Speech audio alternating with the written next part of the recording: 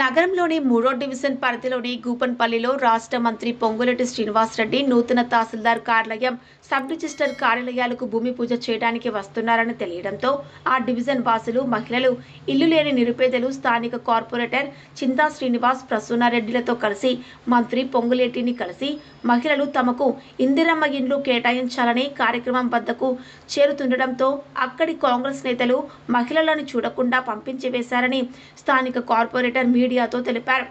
చాలా మంది నిరుపేదలు ఉన్నారని, వారికి కనీసం ఉండడానికి ఇల్లు లేని పరిస్థితి ఉందని, అద్దె ఇంట్లో ఉంటున్నారని కార్పొరేటర్ పేర్కొన్నారు. తమ డివిజన్కు వస్తున్న మంత్రిని కలిసి తమకు ఇందిరమ్మ ఇండ్లు కేటాయించాలని వచ్చిన పేద మహిళలకు నిరాశ ఎదురైందని కార్పొరేటర్ ఆవేదన వ్యక్తం చేశారు. ప్రోటోకాల్ ప్రకారం తన డివిజన్లో జరుగుతున్న ఈ కార్యక్రమానికి కాంగ్రెస్ నేతలు ప్రోటోకాల్లో తమను పిలవకుండా శుక్రవారం రాత్రి కార్యాలయం, సబ్ రిజిస్టర్ కార్యాలయాలు ప్రారంభోత్సవం ఉంటుందని నిర్లక్ష్యంగా కాంగ్రెస్ నేతలు తమకు సమాచారం అందించారని సదరు కార్పొరేటర్ వాపోయారు. తాము ఇందులో ఏమాత్రము రాజకీయం చేయడం లేదని, తమ డివిజన్లో ఎంఆర్ఓ కార్యాలయం, సబ్ రిజిస్టర్ కార్యాలయం ఏర్పాటు చేయడం సంతోషమేనని, పేద ప్రజల పట్ల కాంగ్రెస్ నేతలు నిర్లక్ష్యంగా కార్యక్రమం వద్ద నుండి పోలీసులతో అక్కడి నుంచి పంపించి వేయడం అన్యాయమన్నారు. శ్రీనివాస్ ఇక్కడ మాకు ఇనాగ్రేషన్ చేయడానికి వచ్చిన మంత్రివర్యులకు చాలా ధన్యవాదాలు. సుదర్శన్ రెడ్డి గారు వచ్చారు, పొంగులేటి శ్రీనివాస్ రెడ్డి గారు వచ్చారు, ఎమ్మెల్యే గారు వచ్చారు, మహేష్ కుమార్ గౌడ్ గారు వచ్చారు. చాలా ధన్యవాదాలు. ఇది మాకు చాలా సంతోషకరమైన విషయం. ఎందుకంటే మా డివిజన్ అభివృద్ధి ఇందులో ఇది ఒక పాత్రగా ఉంటుంది. కాకపోతే మిగతా ఉన్న భూమి కూడా పేదలకు పంచొచ్చు కదా.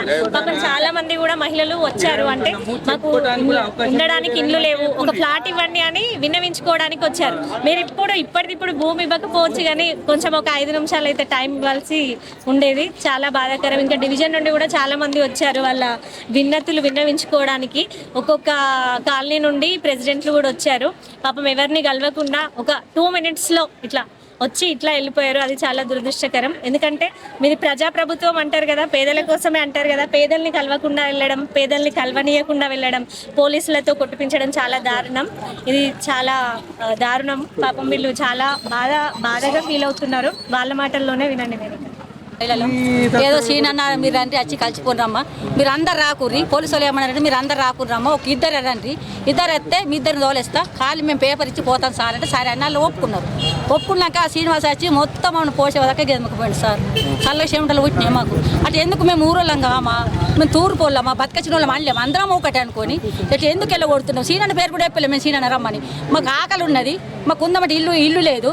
4,000 కిరాయి కట్టాలా. ఇప్పుడు నేను ఒంటిగున్నా, నాకు భర్త లేడు, 4,000 కిరాయి కట్టాలా, బియ్యం కొనుక్కోవాలా, సామాన్ కొనుక్కోవాలా అని మేము వచ్చినాం. పెళ్ళిలో ఒక ప్రోగ్రాం నిర్వహించేందుకు మన మంత్రివర్యులు పొంగులేటి శ్రీనివాస్ రెడ్డి గారు వచ్చారు, రెవెన్యూ మరియు గృహ నిర్మాణ మంత్రి గారు. సరే సార్ గారు ఇక్కడ మాకు ఎంఆర్ఓ ఆఫీస్ కానీ రెవెన్యూ మనకు అదేంటి రిజిస్ట్రేషన్ ఆఫీసు ఇనాగ్రేషన్ చేశారు. చాలా సంతోషం సార్. ఎందుకంటే మాకు కూడా డెవలప్మెంట్ అన్నది ఇప్పుడు మా డివిజన్లో మాకు ఏదైతే ఇప్పుడు మీరు ఇనాగ్రేషన్ చేశారో అది ఫ్యూచర్లో అది అందరి బావు కోసమే, నేను కూడా ఒప్పుకుంటాను దానికి. కానీ ఇంకొకటి ఏం సార్, ఇప్పుడు గత 15 సంవత్సరాల నుంచి మా విలేజ్లో మొత్తానికి ఒక్క గజం భూమి లేకుండా కిరాయి ఇళ్లల్లో ఉంటూ మగ్గుతున్నటువంటి చాలా భేదాల కుటుంబాలు ఉన్నాయి సార్. ప్రతి ఎలక్షన్లో ఎమ్మెల్యే ఎలక్షన్స్ కానివ్వండి, ఎంపీ ఎలక్షన్స్ కానివ్వండి, లోకల్ బాడీ ఎలక్షన్స్ కానివ్వండి, ఎవరన్నా కానీ ఏ పార్టీ నుంచన్నా కానీ వాళ్ళకు ఒక్కటే సార్, ప్రతిసారి ఏంది అంటే మేము మీకు ఖచ్చితంగా మీకు ప్లాట్లు ఇప్పిస్తాము, లేదంటే ఇండ్లు ఇప్పిస్తామని చెప్పడం జరుగుతుంది.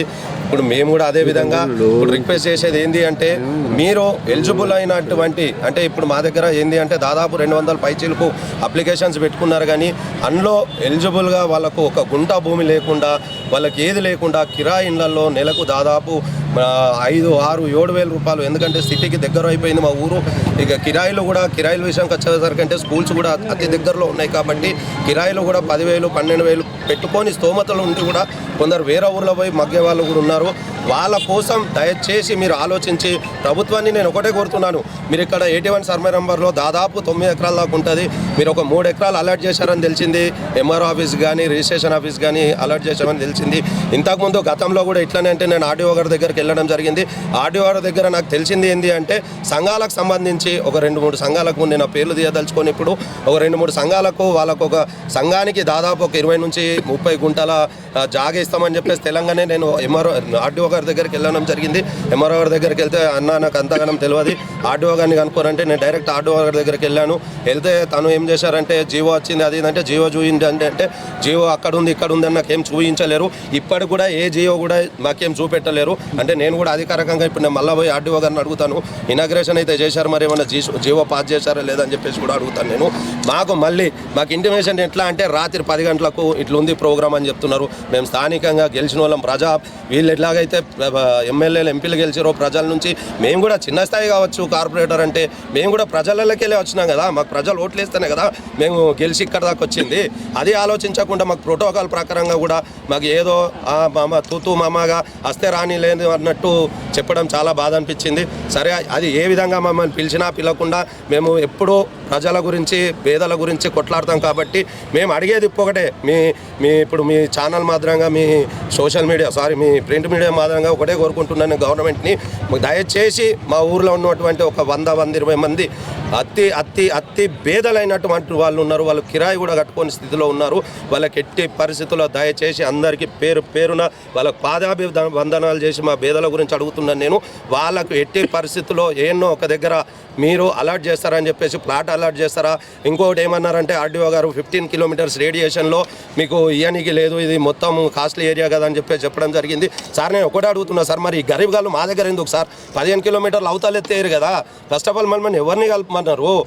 మమ్మల్ని గ్రామ పంచాయతీ ఉన్న మంచి ఆరాంసే ఉన్న వాళ్ళని తీసుకుపోయి కార్పొరేషన్లో కలిపారు. కార్పొరేషన్లో కలిపిన నుంచి నేను చెప్తానే ఉన్నాను కదా, గతంలో గెలిచిన కార్పొరేటర్ని కూడా అందరూ ఇచ్చేయాలంటే నేను ఇప్పుడు గెలిచి 6 నెలలు అవుతుంది. నాకు ఒకటే అర్థమైంది ఏంటి అంటే ఏ పార్టీలో నుంచి గెలిచినా కానీ కార్పొరేటర్లకు పని కాదు. ఎస్పెషల్లీ విలీన గ్రామాలు ఎటువంటి అయితే విలీన గ్రామాలు కార్పొరేషన్లో కలిసినాయో వాళ్ళకు మాత్రం ఎట్టి పరిస్థితుల్లో పనులు కావని క్లియర్గా అర్థమైంది. దయచేసి మీరు ఈ ప్రచారంని మా విలేజ్ తరఫున మా పేదల తరఫున దీన్ని ప్రతి ఒక్క ఛానల్ వాళ్ళు దీన్ని ప్రసారిస్తారని చెప్పేసి కోరుకోవడం జరుగుతుంది. అందరికీ నమస్కారం. జై శ్రీరామ్.